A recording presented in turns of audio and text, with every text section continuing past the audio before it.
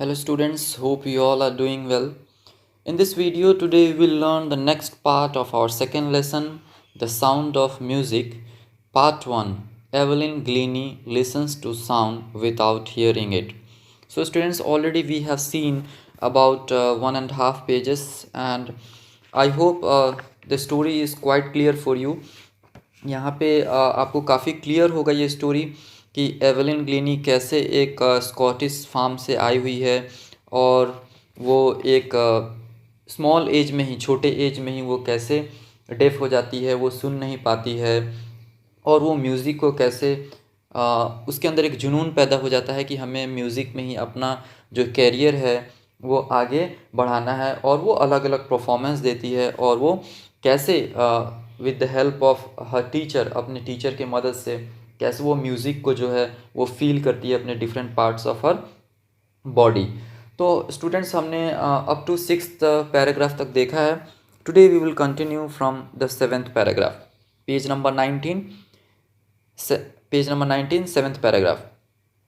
As for music, she explains, it pours in through every part of my body.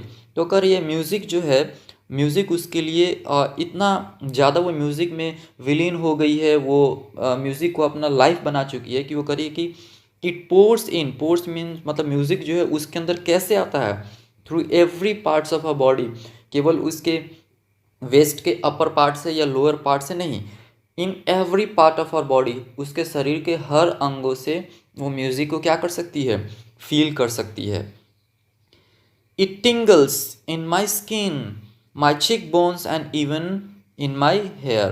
तो करिए कि टिंगल्स, टिंगल्स means क्या होता है, चुभता है, कॉजेस ए स्लाइट प्रिकिंग और स्टिंगिंग सेंसेशन। तो म्यूज़िक जो है उसको हर बॉडी पार्ट्स में और स्किन्स में और उसके चिक बोन्स में, ठीक है, चिक बोन्स क्या है, जो हमारे जो गाल पे जो हड्डी होता है ना आँख के नीचे, उसको हम कहते हैं cheek bones, and even in my hair, और वो अपने बालों से भी वो म्यूज़िक को फील कर सकती है। तो हर बॉडी पार्ट से she can feel the music, Evelyn Glennie यहाँ पे बता रही है।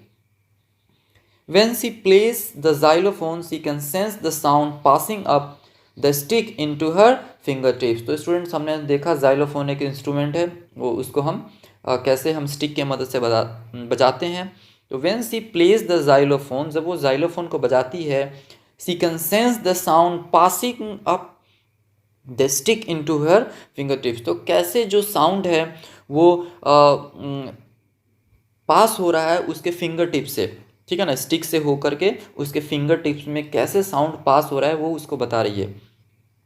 By leaning against the drum she can feel the resonance flowing into her body.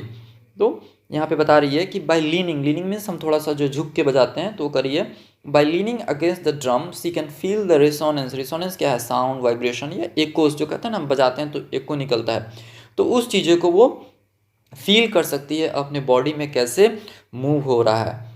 On A wooden platform, platform what is platform, platform means यहाँ पे railway station वो platform नहीं है, एक कोई भी मंच टाइप का जहाँ पे वो बजाते हैं, हम कोई भी परफॉर्मेंस देते हैं तो उसको हम कह सकते हैं प्लेटफॉर्म। तो ऑन ए वुडन प्लेटफॉर्म, जब वो एक वुडन प्लेटफॉर्म पे जाती है, सी रिमूव्स हर शूज़, यानी कि वो अपने जूते जो है उसको रिमूव कर देती है, so that the vibration passes through her bare feet and up her legs, ताकि जो उसके वाइब्रेशंस हैं वो खाली पैर जो है उसके पैर से वो फील कर सकती है।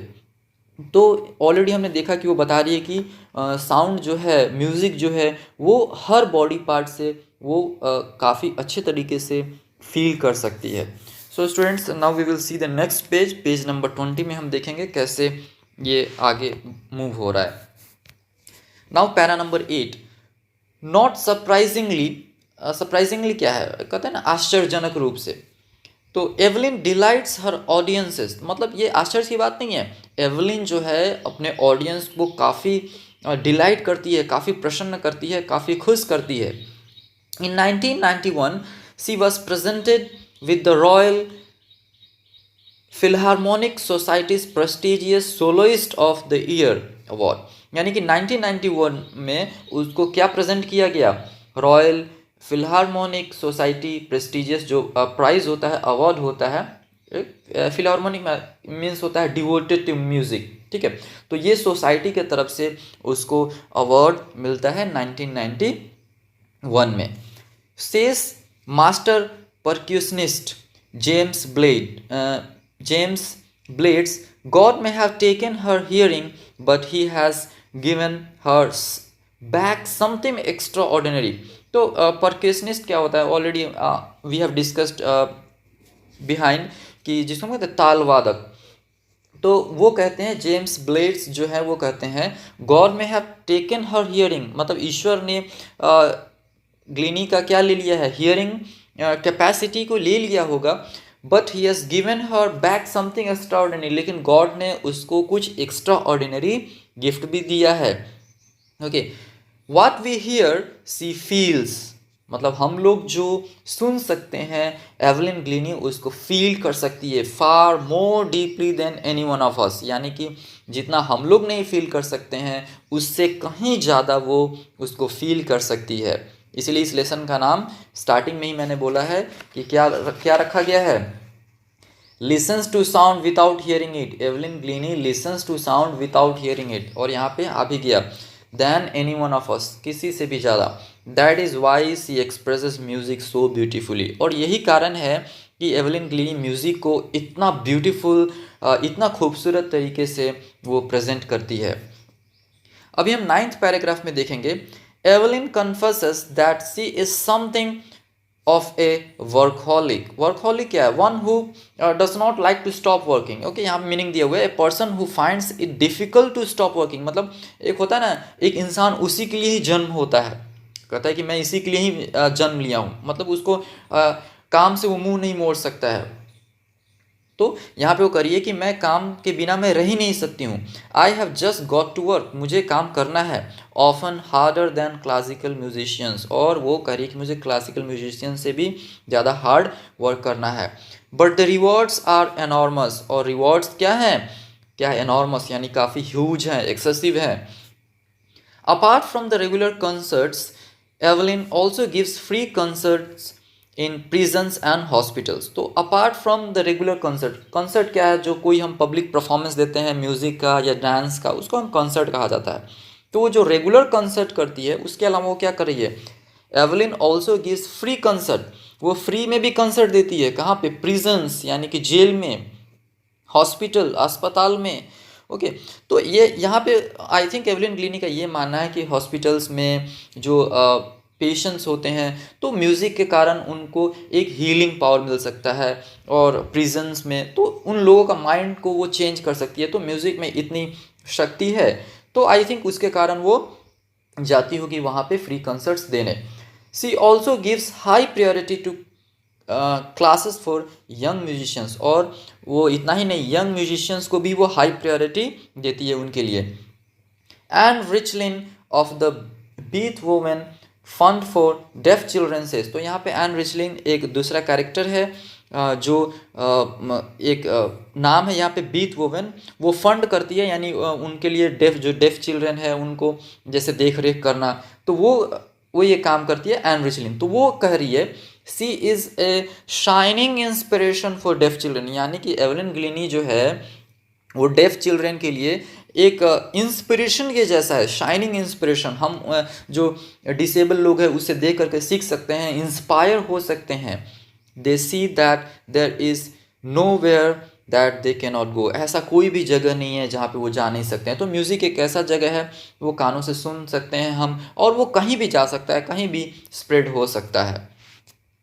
नाउ अभी हम अपना लास्ट पैराग्राफ देखेंगे। लास्ट पैराग्राफ में क्या है, Evelyn Glennie has already accomplish more than most people twice her age, यानी एवलिन ग्लीनी ने बहुत कुछ अकम्प्लिश किया है, बहुत कुछ पाया है, बहुत अवार्ड्स पाया है। ओके, तो यहाँ पे वो करिए कि उससे जो ट्वाइस हर एज, यानी हम कहते हैं ना कि कोई भी दुगने एज के लोग उससे उतना नहीं कर पाए हैं जितना एवलिन ग्लीनी ने अपने एज में कर पाया है। Okay, Evelyn Glennie has already accomplished more than most people twice her age, यानी कि जो दूसरे लोग जो उसके ट्वाइस एज में है वो नहीं कर पाते हैं, लेकिन एवलिन ग्लीनी ने अपने एज में ये सब कुछ कर दिखाया है। she has brought percussion she has brought percussion to the front of the orchestra and demonstrated that it can be very moving। तो यानी उसने percussion को यानी इसका मीनिंग होता है drums and other instruments that you play by hitting by hand। तो उसने क्या किया, इसको ऑर्केस्ट्रा के फ्रंट में लाया है, इसको लीड किया है और इसने इससे काफ़ी अच्छे तरीके से एवलिन ग्लीनी ने इसको डेमोन्स्ट्रेट किया है, जो ये क्या है, काफ़ी मूविंग है, जिसको हम देख करके काफ़ी प्रसन्न हो सकते हैं, काफ़ी खुश हो सकते हैं। She has given inspiration to those who are handicapped, और उसने क्या दिया है, एक इंस्पिरेशन दिया है, यानी इंस्पिरेशन में एक प्रेरणा है, किसके लिए, जो हैंडीकैप्ड हैं, जो डिसेबल पीपल हैं, उनके लिए ये एक इंस्पिरेशन है। People who look to her and say if she can do it I can, यानी कि लोग जो है उसको देखते हैं और कहते हैं कि इफ़ एवलिन ग्लीनी, अगर एवलिन ग्लीनी कर सकती है तो क्यों नहीं हम कर सकते हैं। तो ये एक हैंड इंस्पिरेशन के जैसा है, यही यहाँ पे लिखा हुआ है, she has given inspiration to those who are handicapped, people who look to her and say if she can do it I can, यानी कि एक इतना इंस्पिरेशन ये उन लोगों के लिए है कि जो लोग भी इनको देखते हैं वो कहते हैं कि अगर एवलिन ग्लीनी कर सकती है तो हम क्यों नहीं कर सकते हैं। And not the least she has given enormous pleasure two million, और ये एक छोटी सी बात नहीं है कि इन्होंने एवलिन ग्लीनी ने मिलियंस ऑफ लोगों को काफ़ी प्लेजर दिया है, काफ़ी खुश किया है, उनको इंस्पायर किया है और उनको आगे चलने का हिम्मत दिया है। तो स्टूडेंट्स, आई होप कि ये लेसन आपको क्लियर हो गया होगा, and it is written by Deborah Cowley. So lot of hard words are there, you just go through it once, read it once again, and if you have any doubt you can contact me, and I hope ये lesson आपको काफ़ी clear हो गया होगा। So in the next video we will discuss the question and answers given here in the page number 20. So students, that's all for today. Have a nice day. Thank you.